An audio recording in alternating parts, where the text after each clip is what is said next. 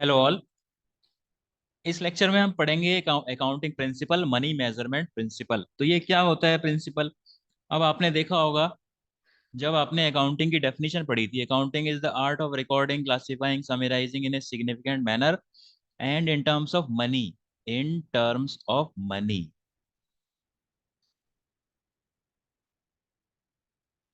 तो ये उसमें एक स्टेटमेंट था, in terms of money transactions and events which are in part at least of a financial character. तो विच आर इन पार्ट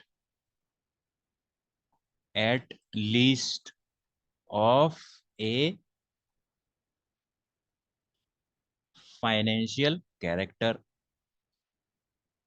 तो इन दो जो ये जो दो स्टेटमेंट हैं आपकी अकाउंटिंग की डेफिनेशन में, इन टर्म्स ऑफ मनी और जिनका फाइनेंशियल कैरेक्टर होता है, फाइनेंशियल कैरेक्टर उन ट्रांजैक्शंस का होता है जिसको आप मनी में रिकॉर्ड कर सकते हो। जिसको मनी में रिकॉर्ड कर सकते हो उसी का फाइनेंशियल कैरेक्टर होता है। दो लोगों में झगड़ा हो गया, तो उस झगड़े को आप फाइनेंशियल कैरेक्टर में उसका फाइनेंशियल कैरेक्टर नहीं होता है, उसको आप मनी में कन्वर्ट नहीं कर सकते हो। या एक बिजनेस के अंदर जो वर्कर्स हैं वो बहुत एफिशिएंट हैं, तो कितने एफिशिएंट हैं इसको भी आप फाइनेंशियल कैरेक्टर, फाइनेंस इनका भी फाइनेंशियल कैरेक्टर नहीं है, आप मनी में रिकॉर्ड नहीं कर सकते हो। तो यानी कि कोई भी ट्रांजेक्शन हो गई, मान लो दो तीन चीजें हैं, 5 kg ऑफ राइस, ठीक है, इसका फाइनेंशियल कैरेक्टर है, इसको मैं पैसे में कन्वर्ट कर सकता हूँ, ठीक है। या फिर 10 मीटर ऑफ क्लोथ, ठीक है। इन दोनों का फाइनेंशियल कैरेक्टर है कि सपोज ये 1,000 रुपए का है और सपोज ये 500 रुपए का है, ठीक है। तो ये दोनों पैसे में कन्वर्ट हो सकती हैं, इसका मतलब क्या है, इनका फाइनेंशियल कैरेक्टर है, ठीक है। और फाइनेंशियल कैरेक्टर है, पैसे में कन्वर्ट हो सकती हैं और पैसे में कन्वर्ट करके ही लिखना है। आप देखो 5 kg ऑफ राइस और 10 मीटर ऑफ क्लोथ को कैसे ऐड करोगे? आप ऐड नहीं कर पाओगे। ऐड करने के लिए आपको उसको मनी में कन्वर्ट करना पड़ेगा। तो अकाउंटिंग में आप जो भी चीजें लिखते हो उसको मनी में कन्वर्ट करके ही लिख सकते हो। क्योंकि अकाउंटिंग में क्या लिखते हैं हम? अकाउंटिंग में सारे चीजें लिखते हैं, खर्चा लिखते हैं, कमाई कहाँ से होती है, सारे पैसों का लेन देन लिखते हैं। तो सारे पैसों का लेन देन आप लिखोगे तो उसको पैसे में कन्वर्ट करके ही तो लिखोगे। तो ये कंसेप्ट इसी बारे में बात करती है।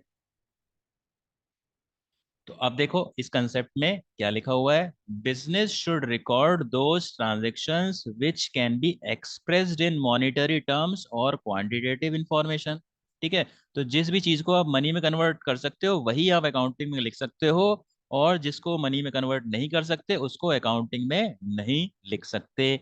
और लिखना कैसे है? मनी में कन्वर्ट करके ही लिखना है, मनी में मेजर करके। मनी मेजरमेंट प्रिंसिपल क्या कहता है? मनी में मेजर करके लिखना है। किसको लिखना है? उन ट्रांजेक्शन्स को लिखना है जो पैसे में कन्वर्ट हो जाती हैं।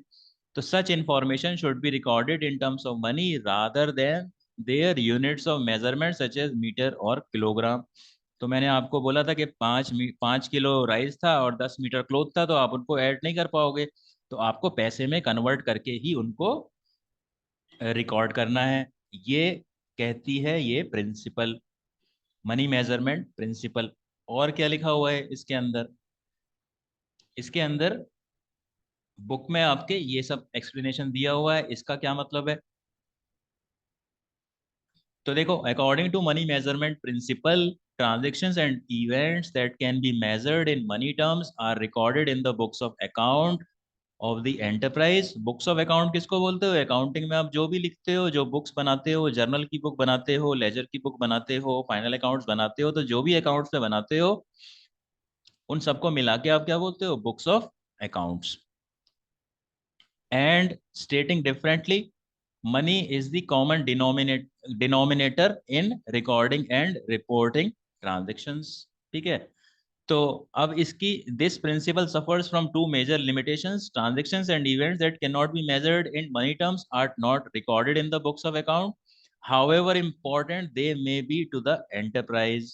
For example, human resource with the enterprise are important to the enterprise but are not reflected in the financial statement because they cannot be measured or expressed in money terms। मैंने आपको बता ही दिया था पहले कि अगर आपके पास वर्कर्स बहुत एफिशिएंट हैं, बहुत अच्छे ह्यूमन रिसोर्स है, तो आप उसको रिकॉर्ड नहीं कर सकते क्योंकि उसको आप पैसे में नहीं लिख सकते।